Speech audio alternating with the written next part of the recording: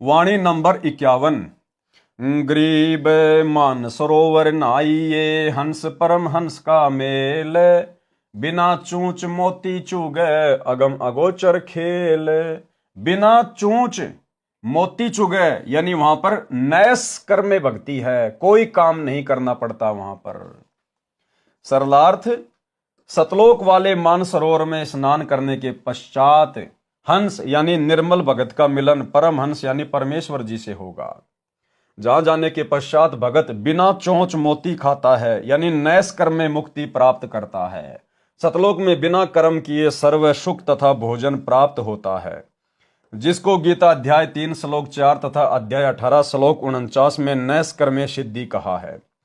इसलिए कहा है कि बिना चोंच मोती यानी बिना कर्म किए सतलोक में सर्व सुख प्राप्त होता है।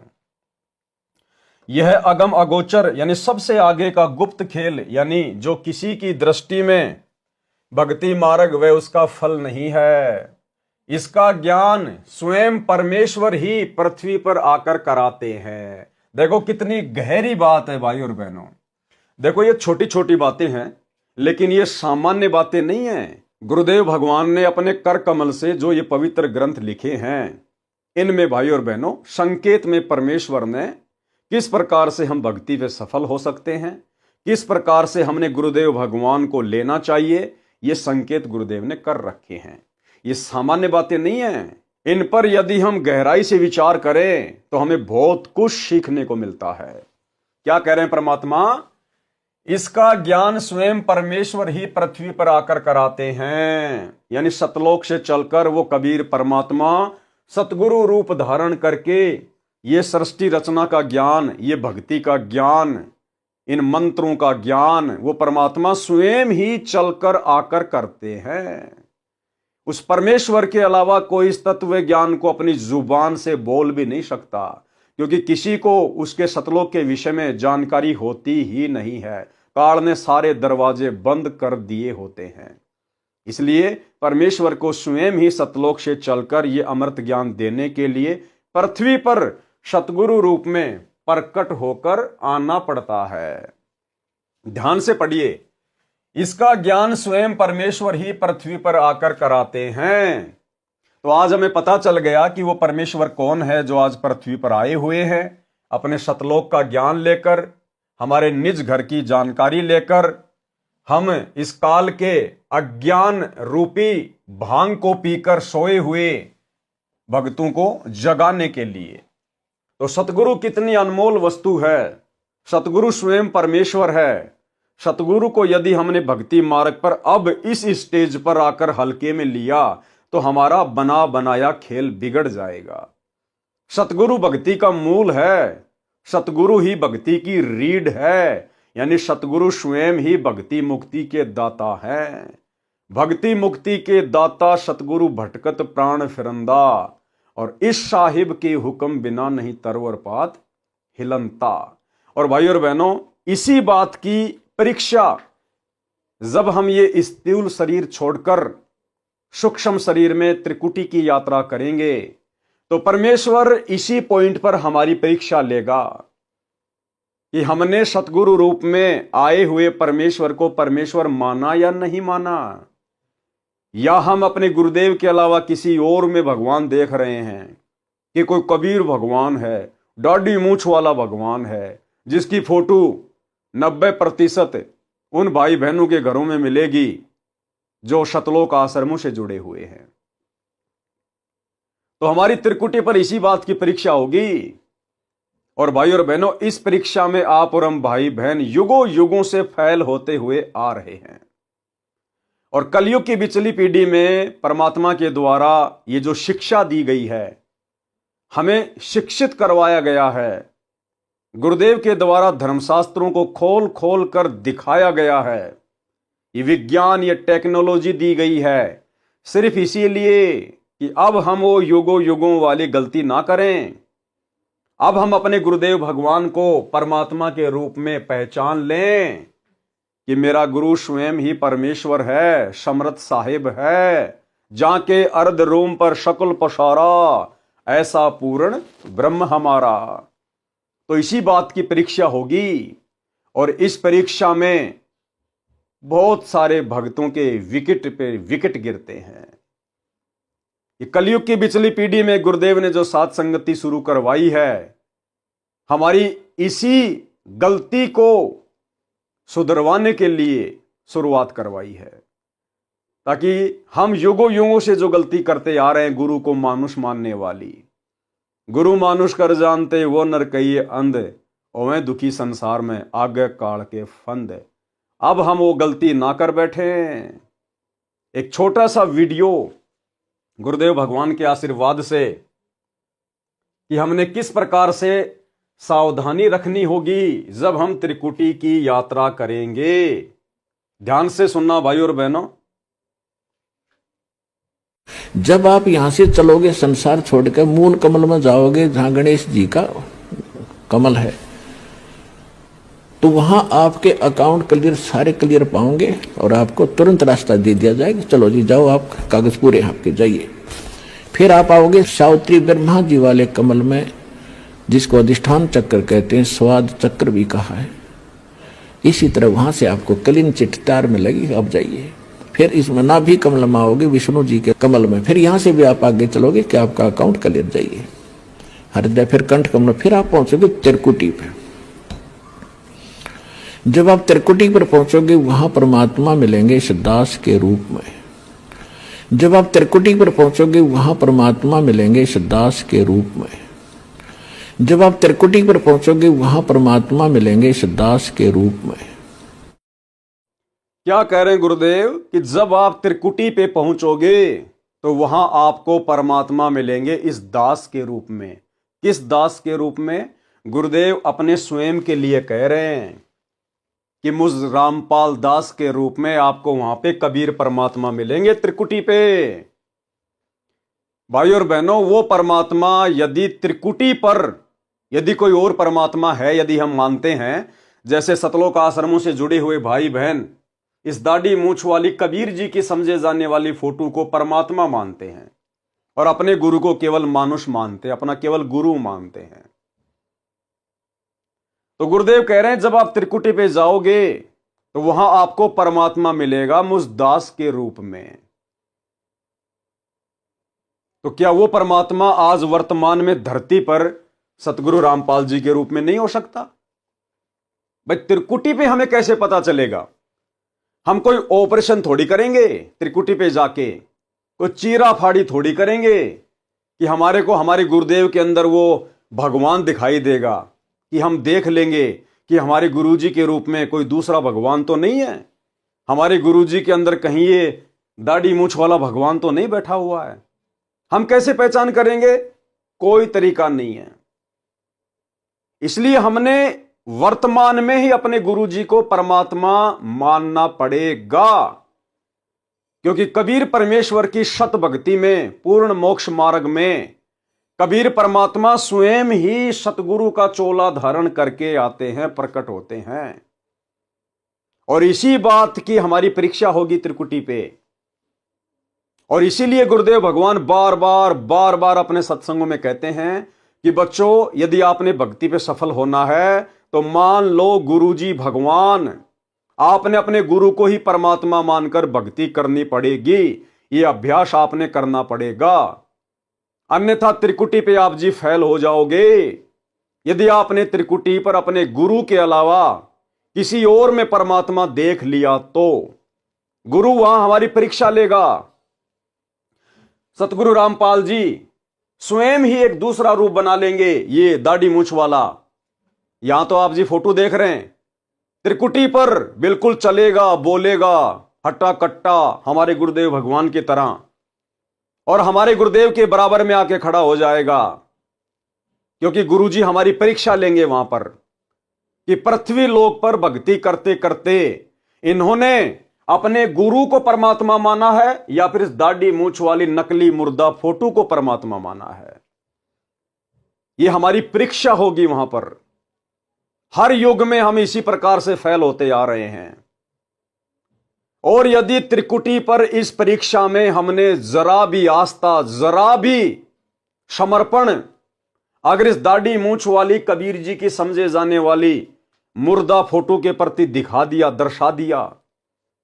जरा भी यदि हमारी आस्था हो गई कि हो कबीर भगवान खड़े हैं, जय हो कबीर भगवान की, अगर दंडवत भी कर दिया, अगर इस भाव से भी आपने अपने मन में विचार प्रकट कर लिए, ओ हो गुरु जी के बराबर में कबीर भगवान खड़े हैं, जय हो बंदी छोड़ की, हे परमात्मा हमने तो आपको केवल फोटो में देखा था, यहां तो हमने आपको साक्षात देख लिया, गए काम से उसी समय फैल परमात्मा रिजेक्ट कर देगा कि नालायक, नीचे पृथ्वी पर तेगरे को सैकड़ों साल यही ज्ञान दिया था क्या? हर सत्संग में बार बार समझाया जाता था कि गुरु को परमात्मा मानना पड़ेगा, गुरु को परमात्मा मानना पड़ेगा। और यदि त्रिकुटी पर वो कबीर परमात्मा जिसे तुम कबीर भगवान मानते हो, अगर वो भी मेरे बराबर में आके खड़ा हो जाए और यदि तुमने उसकी तरफ देख भी लिया, इस दाढ़ी मूंछ वाले की तरफ अगर हमने देख भी लिया, उसी समय हम रिजेक्ट हो जाएंगे। हमने तो अपने गुरु को ही सब कुछ मानना पड़ेगा कि अगर ये भी कोई भगवान है छोटा मोटा, तो ये भी हमारे गुरु जी के अंदर ही है, हमारे गुरु जी के थल्ले थल्ले है। हमारे गुरु के अलावा और कोई परमेश्वर, कोई भगवान, कोई अल्लाह, कोई रब, कोई गॉड, कोई वाई गुरु नहीं है। चाहे कोई कितने रूप बना के क्यों ना खड़े हो जाएं, हमारी परीक्षा के लिए गुरुदेव भगवान चाहे किसी का रूप बना के बराबर में क्यों ना खड़ा कर दे, हमने उस तरफ झांकना भी नहीं है, देखना भी नहीं है। अगर देख भी लिया उसी समय रिजेक्ट हो जाएंगे। एक छोटा सा सत्संग जो दास आपको बार बार सुनाता है कि त्रिकुटी पर परमात्मा कैसे हमारी परीक्षा लेगा, सुनिए सत्संग। गुरु और गोविंद दोनों खड़े हैं, वहां मान लीजिए परमात्मा दोनों रूप बना के खड़ा हो जा, एक दास का रूप और दूसरा अपना ओरिजिनल रूप। तो कहते हैं वहां भी परीक्षा होगी, किसके लागू पाए। सबसे पहले कहते बलिहारी गुरु अपना, जिन गोविंदियों मिलाए। अपने गुरु जी के ही चरणों में गिरना, वहां पर परमात्मा की तरफ अगर झांक भी लिया, उधर साथ होगी तो वो रिजेक्ट करेंगे आपको। यहां भी ऐसा ही होगा। सबसे पहले कहते बलिहारी गुरु अपना, जिन गोविंदियों मिलाए। अपने गुरु जी के ही चरणों में गिरना, वहां पर परमात्मा की तरफ अगर झांक भी लिया, उधर साथ होगी तो वो रिजेक्ट करेंगे आपको। यहां भी ऐसा ही होगा। तो वहां गुरु जी के ही चरणों में समर्पित होना है, तो भगवान प्रसन्न। तो भाई और बहनों, ये सत्संग सुन के आपके समझ में आ गया होगा कि हमने अपने गुरु को ही परमेश्वर कबीर जी मानना पड़ेगा। और भाई त्रिकुटी पर हम अपने गुरु को परमात्मा उसी समय मान पाएंगे जब इस पृथ्वी लोक पर वर्तमान में भक्ति करते करते हम इस कबीर जी की समझे जाने वाली मुर्दा फोटो को रिजेक्ट कर देंगे, अपने घर से बाहर निकाल देंगे, अपने दरबार से बाहर निकाल देंगे, अपने गले के लॉकेट से बाहर निकाल देंगे। जून के महीने में इसका कबीर प्रकट दिवस मनाना बंद कर देंगे। हम इसमें भगवान देखना बंद कर देंगे। हम इसके दर्शन भी नहीं करना चाहेंगे। हम इसको दंडवत प्रणाम भी नहीं करेंगे भूलकर। केवल अपने गुरु को ही सब कुछ मानेंगे, कबीर भगवान मानेंगे, सतलोक का राजा मानेंगे, भक्ति और मुक्ति का दाता मानेंगे। और इनके अलावा चाहे ये पृथ्वी लोक हो, चाहे त्रिकुटी हो, कहीं भी हो, इनके अलावा हम किसी और में परमात्मा नहीं देखेंगे भूल कर भी। तब ये परमेश्वर हमें हृदय से स्वीकार करेंगे कि हां, इसने मुझे परमात्मा मान लिया। और ये रिहर्सल हमारी जब इस पृथ्वी पर कंप्लीट होगी, तभी हम त्रिकुटी पर पास हो पाएंगे। अगर वर्तमान में भक्ति करते करते भी हमारी आस्था इस नकली फोटो में है, यदि हम अपने गुरुजी के बराबर अपने दरबार साहिब में इस दाढ़ी मूंछ वाली कबीर जी की नकली फोटो को भी रख रहे हैं, अपने घर की दीवारों पर भी टांग के रख रहे हैं, गले के लॉकेट में भी पहन रहे हैं, आश्रमों में जाते हैं तो वहां भी बड़े बड़े पोस्टर इस मुर्दा कबीर जी के लगे हुए हैं। जून के महीने में यदि हम जिंदा कबीर सतगुरु रामपाल जी के रहते सहते मुर्दा कबीर की इस फोटो का प्रकट दिवस मनाते रहे, कबीर प्रकट दिवस, तो त्रिकुटी पर हम शौपन में भी पास नहीं हो सकते। यदि हमारी आस्था इस दाढ़ी मूंछ वाली कबीर जी की समझे जाने वाली फोटो से इस पृथ्वी लोक पर स्थूल शरीर में रहते सहते खत्म नहीं हुई, तो भाई त्रिकुटी पर हम निश्चित तौर पर फैल होंगे। क्योंकि गुरुदेव भगवान ने स्पष्ट कर दिया कि जब तुम त्रिकुटी पर जाओगे तो तुम्हें यह आभास नहीं होगा कि हम त्रिकुटी पर आ गए। तुम्हें ऐसा ही लगेगा कि मैं पृथ्वी पर ही हूं, मैं तो किसी आश्रम में हूं, मैं तो किसी संत समागम में जा रहा हूं, साध संगति में जा रहा हूं। और यदि हमने वो गलती त्रिकुटी पर कर दी, जो गलती वर्तमान में साध संगति से जुड़े हुए सत्सेवक भाई बहनों को छोड़कर शतलोक आश्रमों से जुड़ी हुई 90% संगत कर रही है, इस दाढ़ी मूछ वाली मुर्दा फोटो को भगवान मानकर, जून के महीने में इसका कबीर प्रकट दिवस मनाकर, अपने घर में इस फोटो को रखकर, अपने दरबार साहिब में इस मुर्दा फोटो को रखकर जो गलती 90% संगत सतलोक आश्रमों से जुड़ी हुई वर्तमान में कर रही है, भाई यही गलती वो आत्माएं फिर त्रिकुटी पर करेंगी। अपने गुरु को मानुष मान बैठेंगी और इस मुर्दा फोटो को कबीर भगवान मान बैठेंगी, और परमेश्वर फिर हमें वापस नीचे पृथ्वी पर पटकेंगे। फिर हमारा बहुत लंबा समय बर्बाद हो जाएगा। ना जाने कितने युगों के बाद, हजारों युगों के बाद फिर कभी परमात्मा हमें मौका देंगे कलयुग की बिचली पीढ़ी में, और उस कलयुग की बिचली पीढ़ी में भी यही राम कहानी मिलेगी आपको। यही सतगुरु रामपाल जी आपके गुरुजी होंगे। इसी प्रकार से सन 1994 से ये अपना भक्ति मार्ग शुरू करेंगे, और हम नादानों की छोटी बुद्धि को देखते हुए कि मुझे तो ये कबीर के रूप में स्वीकार नहीं करेंगे, इसलिए उनको इस नकली मुर्दा फोटो का सहारा लेना पड़ेगा कि ये है कबीर भगवान, ये आए थे 650 साल पहले। ये कि ये रिहर्सल चलेगी भाई और बहनों। जब भी ये भक्ति युग आएगा, इसी प्रकार से परमात्मा ये सीडी लगा देगा, डीवीडी लगा देगा। चाहे तो वर्तमान में समझ लो, या चाहे अपने जन्म बढ़ाकर, दुख परेशानियां संकट मोल लेकर, भले जब किसी युग में आपका फिर से नंबर आए, भले उस समय समझ लेना यही तो गुरु होंगे, यही भक्ति होगी, यही दाढ़ी मूछ वाली फोटो दिखा दिखा के गुरुजी हमें भक्ति पे लगाएंगे। पार हमें इसी विधि से होना पड़ेगा जो विधि गुरुदेव भगवान हमें बता रहे हैं कि गुरु मानुष कर जानते वो नर कहिए अंध, और मैं दुखी संसार में आ गए यम के फंद। तो आगे क्या कह रहे हैं गुरुदेव भगवान, वीडियो में ध्यान से देखिएगा। अब जैसे आप यहाँ गुरुजी के प्रति जैसा व्यवहार, जैसा विचार और जैसी श्रद्धा आपकी है, ये आपकी यहाँ रिहर्सल कराई जाती है कि गुरु मानुष कर जानते ते नर कहिए अंध, ओवे दुखी संसार में आग काल के फंदे। गुरु को मानुष नहीं जाने, गुरु गोविंद कर जानियो, रहियो शब्द समाए, मिले जब दंडवतम बंदगी, नहीं पल पल ध्यान लगावे। क्या करें गुरुदेव, गुरु गोविंद कर जानियो और रहियो शब्द समाए, मिले तो दंडवत बंदगी, नहीं तो पल पल ध्यान लगाए। यानी गुरु को ही आपने गोविंद मान के चलना है। यदि कोई मानता है कि ये गोविंद है, ये परमात्मा है, ये परमेश्वर है, तो गुरुदेव ने स्पष्ट कर दिया कि ये परमेश्वर आपने अपने गुरु को ही मानना पड़ेगा। गुरु जी को ही आपने गोविंद मानना पड़ेगा। गुरु गोविंद कर जानिए और रहिए शब्द समाए, यानी जो नियम मर्यादा, जो भक्ति, जो मंत्र गुरुदेव ने दे दिया उसमें लगे रहना है। और मिले तो दंडवत बंदगी, अगर गुरुजी हमें मिले तो तुरंत गुरुजी को दंडवत बंदगी, दंडवत प्रणाम, नहीं तो पल पल ध्यान लगा। किसका? गुरु का, ना कि इस दाढ़ी मूछ वाली कबीर जी की मुर्दा फोटो का।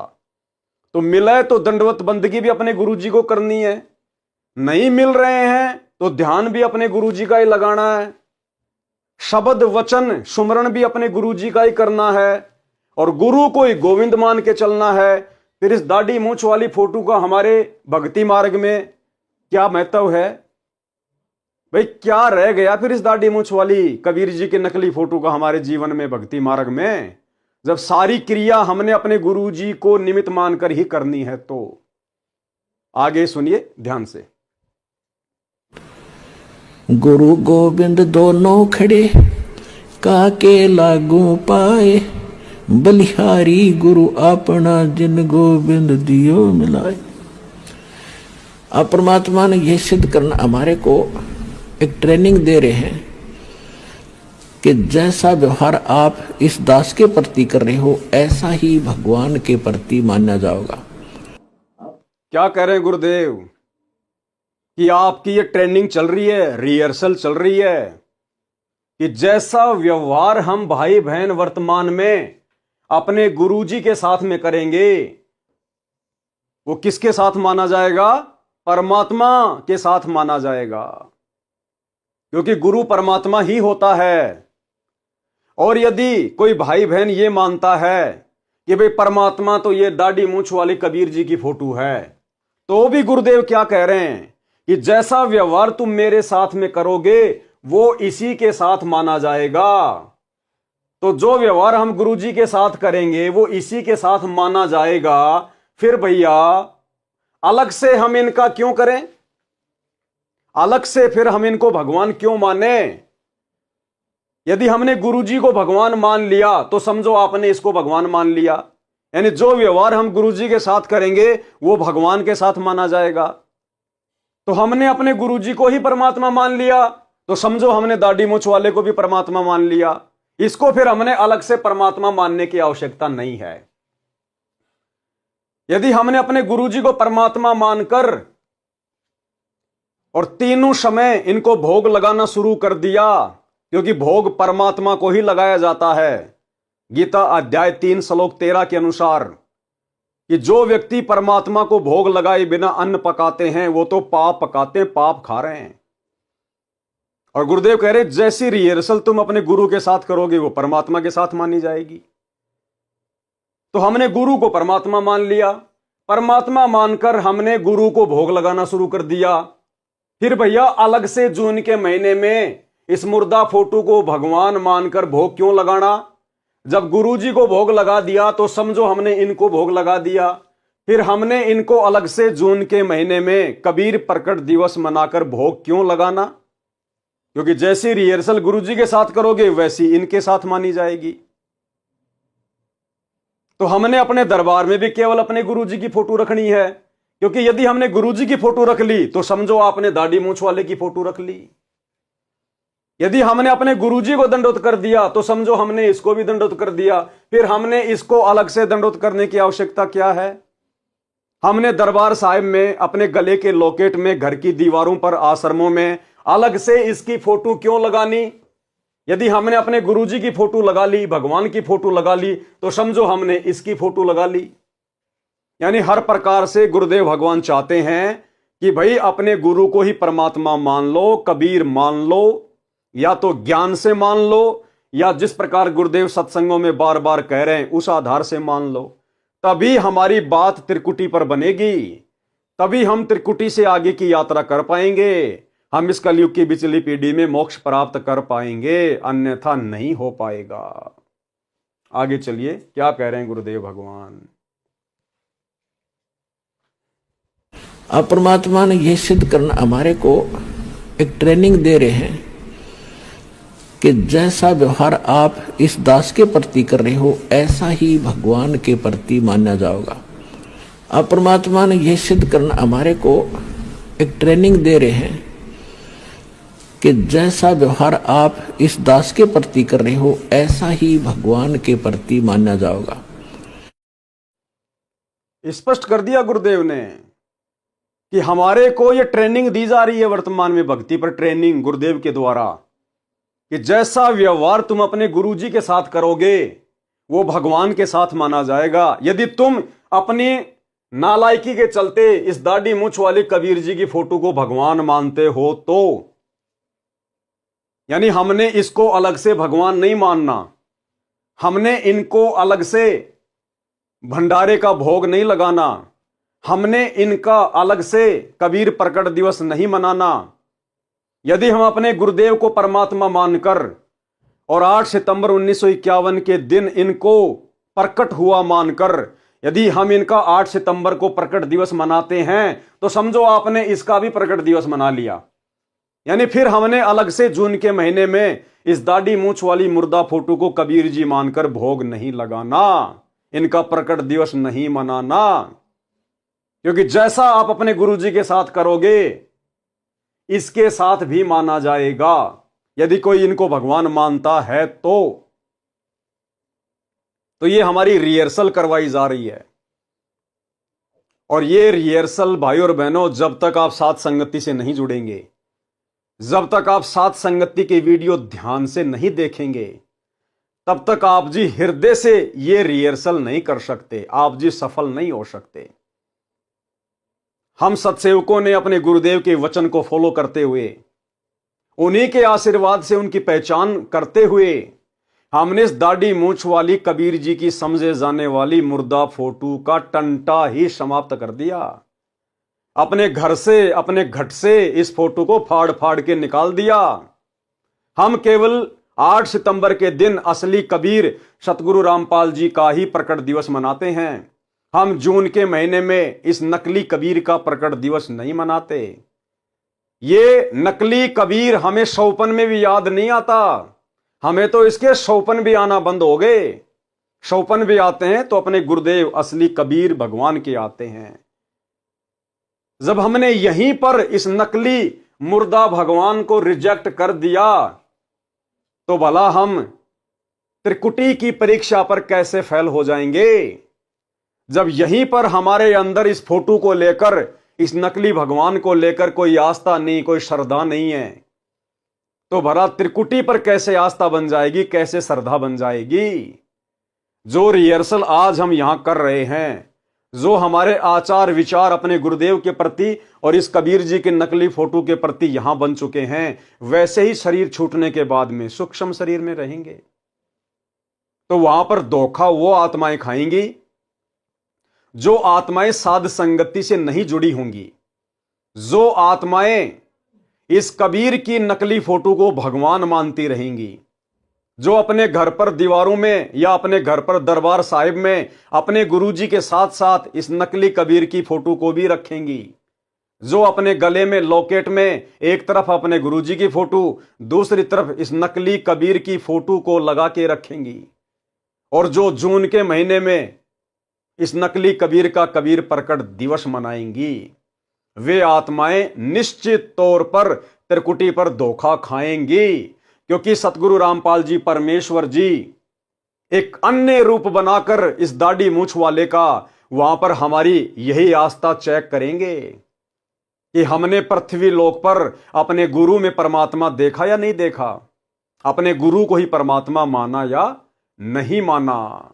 भाई और बहनों, बस यही है मुख्य परीक्षा, जिस परीक्षा में आप और हम भाई बहन अनंत युगों से फेल होते हुए आ रहे हैं। 650 साल पहले भी हमने यही गलती कर दी। नाम ले लिया कबीर जी से, कबीर जी को मान लिया केवल अपना गुरु, और गोविंद मानते रहे ब्रह्मा विष्णु महेश को। वही गलती आज कर रही है 90% संगत जो आश्रमों से जुड़ी हुई है। नाम ले लिया सतगुरु रामपाल जी से और गोविंद मान रही है इस कबीर जी की नकली फोटो को, मुर्दा फोटो को, जो कि हाथ से बनाई हुई है, एक सोची हुई फोटो है। ये ओरिजिनल फोटो नहीं है भगवान की। अगर ओरिजिनल भी होती तो भी हमारे किस काम की, तो भी हमने इसको रिजेक्ट ही करना पड़ता, क्योंकि हमारे लिए तो ओरिजिनल रूप वर्तमान में हमारे गुरुदेव का है। हमारे गुरुदेव का रूप ही हमारे काम आएगा, यही छवि हमारे काम आएगी। इसके अलावा भगवान जितनी बार भी प्रकट हुए हैं सतयुग से लेकर वर्तमान समय तक, चाहे वो ओरिजिनल फोटो भी हमें क्यों ना दे दे कोई, उन फोटोओं को देखने से, उनकी पूजा करने से, उनके प्रकट दिवस मनाने से, उनके निर्वाण दिवस मनाने से हमें किसी प्रकार का कोई लाभ नहीं, अपितु उल्टा नुकसान होगा। क्योंकि यदि हम इन नकली भगवानों को पूजते रहेंगे, इनके प्रकट दिवस मनाते रहेंगे, तो हमारे गुरुजी में एज ए परमात्मा वाली आस्था कभी बन ही नहीं पाएगी। हम कभी भी पतिव्रता पद पर नहीं आ पाएंगे। और यदि हम पतिव्रता पद पर नहीं आए तो गुरुजी कभी भी हमें अपने चरणों में जगह नहीं देंगे। और पतिव्रता पद के विषय में गुरुजी ने बिल्कुल स्पष्ट कर दिया एक सत्संग में कि पतिव्रता पद क्या होता है, कि केवल एक अपना गुरु, दूसरा चाहे भगवान भी क्यों ना आ जाए उसको भी रिजेक्ट करना पड़ेगा। सुनिए सत्संग। और जब आप पतिव्रता पद पर रह करके साधना करोगे, पतिव्रता पद का मतलब है केवल एक ही गुरु और दूसरा पृथ्वी पर नीचे भगवान भी आ जाए। ये मालिक कहते हैं गुरु गोविंद दोनों खड़े किसके लागू पाए, उन्हीं का आदेश है। और जब आप पतिव्रता पद पर रह करके साधना करोगे, पतिव्रता पद का मतलब है केवल एक ही गुरु और दूसरा पृथ्वी पर नीचे भगवान भी आ जाए। ये मालिक कहते हैं गुरु गोविंद दोनों खड़े किसके लागू पाए, उन्हीं का आदेश है। तो भाइयों और बहनों, गुरुदेव का हर सत्संग यही संकेत कर रहा है कि यदि आपने भक्ति मार्ग पर इस कलयुग की बिचली पीढ़ी में सफल होना है तो भाई जैसे तैसे करके ज्ञान को आधार बना के साध संगति से जुड़ के अपने गुरु को ही असली कबीर मान लो और इस नकली कबीर को, जो कि हाथ से बनाई हुई फोटो है, इसको रिजेक्ट कर दो। सुनिए आगे क्या कह रहे हैं गुरुदेव। और जैसा आप दिन में रिहर्सल कर रहे हो, रात में सौपन भी वैसे ही आएंगे। तो संसार छोड़कर जब जाओगे आपको सौपन सा बनेगा। तो जैसा आपकी आस्था यहां वहां तो सामने स्पष्ट नजर आओगी, तो वहां आपकी परीक्षा होगी। अब जैसे वहां गुरुजी के साथ भगवान खड़ा हो, आपने परमात्मा को देखा नहीं, केवल चित्र देखे हैं उनके। क्या कह रहे हैं गुरुदेव कि जैसे आप त्रिकुटी पे जाओगे और वहां मान लो आपके गुरुजी के साथ में कबीर भगवान भी खड़े हों, और फिर गुरुदेव कह रहे हैं कि आपने भगवान देखा नहीं है, आपने केवल चित्र देखा है। तो क्या ये भगवान का चित्र नहीं है? अरे गुरुजी ने तो हमें यही बताया ना कि ये कबीर हैं, ये भगवान हैं। और अब गुरुजी क्या कह रहे हैं कि आपने भगवान को नहीं देखा, आपने केवल चित्र देखा है। तो फिर क्या ये चित्र भगवान का चित्र नहीं है क्या? समझिए गुरुदेव का संकेत। यही गुरुदेव ने इस फोटो को रिजेक्ट कर दिया कि आपने केवल चित्र देखे, ये हाथ से बनाए हुए नकली, आपने भगवान को देखा नहीं है। क्योंकि भगवान तो सामने खड़े हैं भाई, इनको दिव्य दृष्टि से देखने की आवश्यकता है। अंतर्मन की जो आंखें हैं, जो हृदय की आंखें हैं, उनसे देखने की जरूरत है। गुरु में परमात्मा ज्ञान वाली आंखों का इस्तेमाल करने से नजर आएगा, अन्यथा इसी को परमात्मा देखते रहो और अपने जन्म बढ़ाते रहो। तो क्या कह रहे हैं गुरुदेव कि आपने ओरिजिनल परमात्मा नहीं देखा है, आपने केवल उनके चित्र देखे हैं। इसका मतलब ये चित्र परमात्मा का चित्र नहीं है। क्या कह रहे हैं, ध्यान से सुनिए। और जैसा आप दिन में रिहर्सल कर रहे हो, रात में सौपन भी वैसे ही आएंगे। तो संसार छोड़कर जब जाओगे आपको सौपन सा बनेगा। तो जैसा आपकी आस्था यहां वहां तो सामने स्पष्ट नजर आओगी, तो वहां आपकी परीक्षा होगी। अब जैसे वहां गुरुजी के साथ भगवान खड़ा हो, आपने परमात्मा को देखा नहीं, केवल चित्र देखे हैं उनके। आपने परमात्मा को देखा नहीं, केवल चित्र देखे हैं उनके। आपने परमात्मा को देखा नहीं, केवल चित्र देखे हैं उनके। आपने परमात्मा को देखा नहीं, तो वहां जाकर आप किसको प्रणाम करोगे?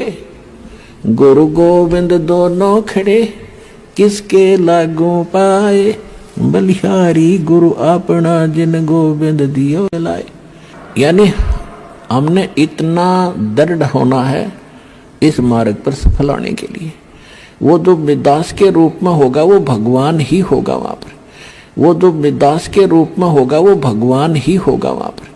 वो जो दास के रूप में होगा वो भगवान ही होगा वहां पर। क्या कह रहे हैं गुरुदेव कि वो जो दास के रूप में आपको मिलेगा त्रिकुटी पे, वो भगवान ही होगा। तो दास के रूप में कौन होगा? संत रामपाल जी, यानी हमारे गुरु जी। गुरु जी अपने लिए कह रहे हैं कि जो दास के रूप में वहां होगा त्रिकुटी पर, वो भगवान ही होगा। इसका मतलब हमने अपने गुरु जी में ही भगवान देखना है, हमने अपने गुरु को ही परमात्मा मानना है। और गुरु को परमात्मा त्रिकुटी पर उसी समय मान पाएंगे जब हम पृथ्वी लोक पर वर्तमान में भक्ति करते करते गुरु को परमात्मा मान लेंगे। और पृथ्वी लोक पर गुरु को परमात्मा मानने का मतलब है, यदि आपने इस फोटो को घर से बाहर निकाल दिया तो समझो आपने गुरु को परमात्मा मान लिया। यदि आपने इस कबीर जी के समझे जाने वाली मुर्दा फोटो का जून के महीने में कबीर प्रकट दिवस मनाना छोड़ दिया तो समझो आपने यहीं पर अपने गुरु को परमात्मा मान लिया। यदि आपने अपने दरबार साहिब में, अपने घर पर, अपने गले के लॉकेट में, घर की दीवारों पर इस नकली कबीर की फोटो को हटा दिया तो समझो आपने यहीं पर अपने गुरु को परमात्मा मान लिया। यह पहचान है गुरु को परमात्मा मानने की। आगे सुनिए।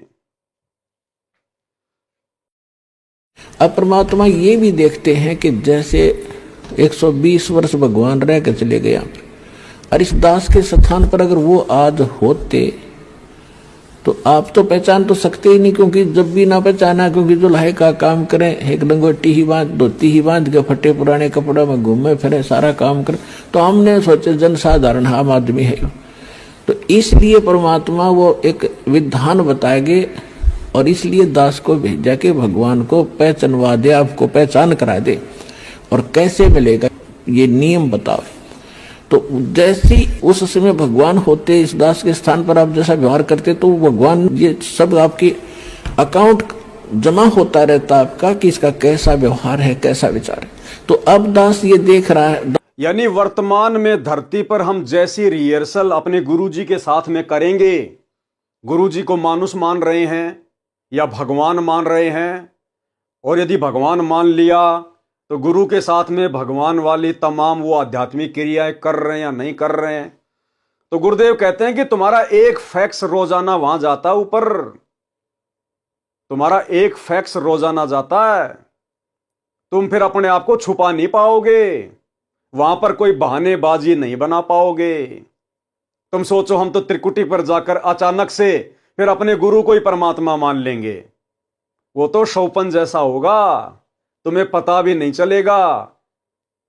हमने तो ये सोचकर रिहर्सल करनी है कि वर्तमान में हम त्रिकुटी पर खड़े हैं, वर्तमान में हम त्रिकुटी पर खड़े हैं। और गुरुदेव ने हमने सत्संगों में क्या बताया कि आपने केवल अपने गुरु को ही परमात्मा मानना है, इसको नहीं मानना। तो जब तक हम ये सोचकर अपने गुरु के साथ व्यवहार नहीं करेंगे, भक्ति मार्ग पर आंख खोल के नहीं चलेंगे कि समझो मैं तो आज ही त्रिकुटी पे खड़ा हूं, क्योंकि वर्तमान में जो रिहर्सल करेंगे वैसा ही हमारे सूक्ष्म शरीर में हमारे विचार होंगे, तब भाई और बहनों हम सफल हो पाएंगे। तो परमात्मा कहते हैं तुम्हारी रिहर्सल चल रही है। बताओ। तो जैसी उस समय भगवान होते, इस दास के स्थान पर आप जैसा व्यवहार करते, तो भगवान ये सब आपकी अकाउंट जमा होता रहता आपका कि इसका कैसा व्यवहार है, कैसा विचार है। तो अब दास ये देख रहा है, दास के प्रति जैसा आपकी भावना, जैसे आपके विचार, आपकी श्रद्धा है, तो आपकी वहां बुक में लिखे जा रहे हैं। तो अब दास ये देख रहा है, दास के प्रति जैसा आपकी भावना, जैसे आपके विचार, आपकी श्रद्धा है, तो आपकी वहां बुक में लिखे जा रहे हैं। जैसे आपकी वर्तमान में भावना, श्रद्धा, समर्पण अपने गुरुजी के प्रति है, ऐसा ही वहां पर लिखा जा रहा है। यानी हम साथ संगति से जुड़े हुए सत्सेवक भाई बहन, हम केवल अपने गुरुजी के अलावा किसी और का जयकारा नहीं लगाते, क्योंकि भगवान के अलावा हम किसी और का जयकारा नहीं लगा सकते। अपने गुरु के अलावा हमारे घर में, हमारे दरबार में किसी और की फोटो नहीं मिलेगी। हमारे गुरु के अलावा हम किसी और नकली भगवानों को दंडवत नहीं करते। अपने गुरुजी का 8 सितंबर के दिन प्रकट दिवस मनाने के अलावा हम इस नकली कबीर का जून के महीने में कबीर प्रकट दिवस नहीं मनाते। हम केवल अपने गुरु जी की ही महिमा करते हैं, इस नकली कबीर की फोटो को आधार बनाकर महिमा नहीं करते। तो जैसा हम वर्तमान में कर रहे हैं वैसा ही त्रिकुटी पर करेंगे। और वर्तमान में हम जो भी कुछ कर रहे हैं, गुरुदेव कह रहे हैं तुम्हारा ये पॉइंट, तुम्हारा ये अकाउंट वहां पर जमा हो रहा है। उसी आधार से फिर त्रिकुटी पर निर्णय होगा कि तुमने धरती पर अपने गुरुजी के साथ कैसा व्यवहार किया, तुमने धरती पर अपने गुरुजी को क्या माना, मानुष माना या परमात्मा माना। अजी नहीं मैंने तो परमात्मा माना मेरे गुरुजी को। तो धर्मराज दिखा देगा फिर ये कौन था। अगर तूने गुरु को भगवान मान लिया था तो जून के महीने में फिर ये क्या कर रहा था तू। अगर तूने अपने गुरु को ही परमात्मा मान लिया था, फिर इस नकली कबीर का, इस नकली फोटो का, जिंदा कबीर के रहते सहते इस मुर्दा का कबीर प्रगट दिवस क्यों मना रहा था। अगर तुमने अपने गुरु को ही परमात्मा मान लिया था तो तेरे गले में, लॉकेट में तेरे गुरुजी के साथ साथ ये नकली मुर्दा कबीर की फोटो क्या कर रही थी।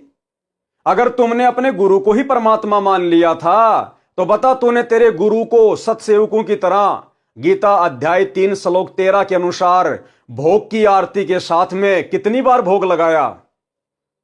अगर तूने अपने गुरु को ही परमात्मा मान लिया था तो तेरे घर के दरबार में इस नकली परमात्मा की फोटो क्या कर रही थी। क्या जवाब दोगे। वहां बहानेबाजी नहीं चलेगी।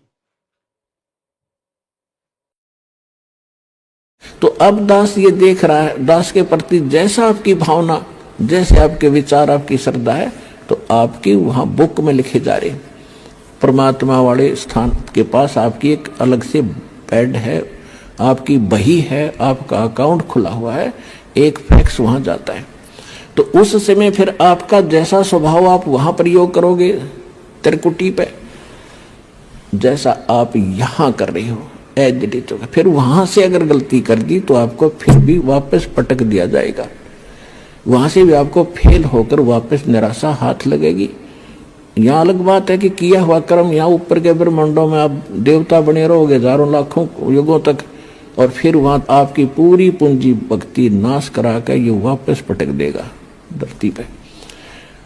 तो इससे बचने के लिए जो पहले हम मार खा गए, हमने धोखे खाए, उससे बचने के लिए अब ये फाउल पॉइंट बताए जाते हैं। इसमें दृढ़ रहना बच्चों, बार बार यही आपको बताया जाता है। इसलिए भाई और बहनों, दास बारंबार कहता है कि जो साध संगतियां गुरुदेव भगवान ने शुरू करवाई हैं 2014 बरवाला कांड के बाद, अपने जेल जाने के बाद, ये सतलोक का ट्रेनिंग सेंटर है। Training centre. हम साध संगति से जुड़े बिना लाख जन्म भी गुरु को परमात्मा नहीं मान सकते। सतगुरुदेव भगवान ने देखा कि पिछले 20 वर्षों से मैं इनको दिन रात एक करके ज्ञान दे रहा हूं, ना दिन को चैन, ना रातों को नींद, ना समय पे खाना, ना सोना। सन 1994 से 2014 तक इतना संघर्ष, उसके बावजूद भी किसी की आंखें नहीं खुल रही कि भक्ति मार्ग पर हमें किस प्रकार से चलना है, गुरु कौन है, गुरु के रहते सहते किसी और में परमात्मा देखना है कि नहीं देखना है। आ रहे हैं, जा रहे हैं, खा रहे पी रहे हैं, इस कान से सत्संग सुन रहे हैं, इस कान से निकाल रहे हैं। तब गुरु ने देखा ये तो वही बात हो गई 650 साल पहले वाली, ये तो फिर से धोखा खाने वाली स्थिति में खड़े हैं सारे के सारे। तब गुरुदेव ने दया बख्शी, सात संगतियां शुरू करवाई और गुरु को परमात्मा मानने की रिहर्सल शुरू करवाई। इसलिए हम सत्सेवक भाई बहन बारंबार वीडियो बना बना के गुरु के आशीर्वाद से आप सतलोक आश्रम वाले भाई बहनों को जगा रहे हैं, सचेत कर रहे हैं, गुरु के सत्संगों से प्रमाण दे दे के कि भैया आंखें खोल लो, 650 साल पहले वाली गलती दोबारा मत दोहराओ। इसलिए सात संगति भक्ति मार्ग का ट्रेनिंग सेंटर है। तो क्या कहा परमेश्वर ने, इसका ज्ञान स्वयं परमेश्वर ही पृथ्वी पर आकर कराते हैं। तो आज हमें भक्ति मार्ग का ज्ञान, सृष्टि रचना का ज्ञान पृथ्वी पर कौन प्रकट होकर करवा रहा है? हमारे गुरुदेव सतगुरु रामपाल जी। तो कौन हुए सतगुरु रामपाल जी? स्वयं कबीर भगवान।